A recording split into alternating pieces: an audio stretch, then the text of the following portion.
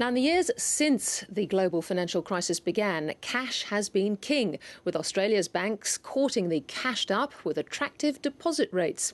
Interest rates are coming down, so is the party over, and what can you do about it? Here's Philip Lasker. You won't find too many people complaining about lower interest rates, and nobody wants to hear from those that do. We can live with it. I don't think I need to scream and shout. Oh, for me it's bad. Why? Because I need the interest. The Pensioners and Superannuants Association says rate cuts don't really affect low-income pensioners on a full-rate pension. It's worse for those slightly higher up the income ladder with money invested who opt for the safety and stability of bank deposits. They've just received a pay cut.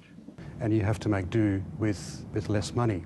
Also, it tends to be the case that when interest rates go down, the economy is stimulated, which stimulates inflation, which means higher prices. The combined impact of weaker lending growth and falling interest rates may take some of the heat out of the deposit market, but there'll be powerful forces moving in the opposite direction. And I think there'll also be a pressure on the banks to continue to raise an increasing proportion of their funding from retail deposits because of the new liquidity rules that are coming out from Basel and from APRA, particularly around the stable funding requirements, which put a much bigger emphasis on sticky retail deposits as opposed to more hot money, more sort of institutional short-term funding.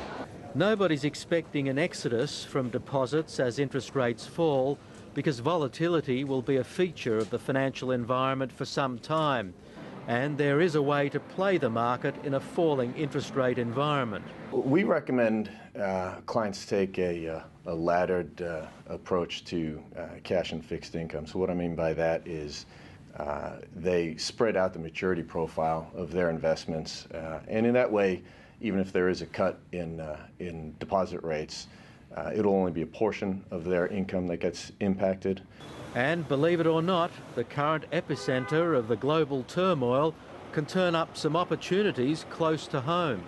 We actually think that some of the initiatives coming out of Europe, in particular the increase in Tier 1 ratio for banks to 9%, could actually force some of the banks to offload assets. And if you're a bank CEO sitting in Europe and you're looking at what might be a non-core asset, and if you see any Australian fixed income in there, I suspect that might be coming out, and that could provide a buying opportunity for investors.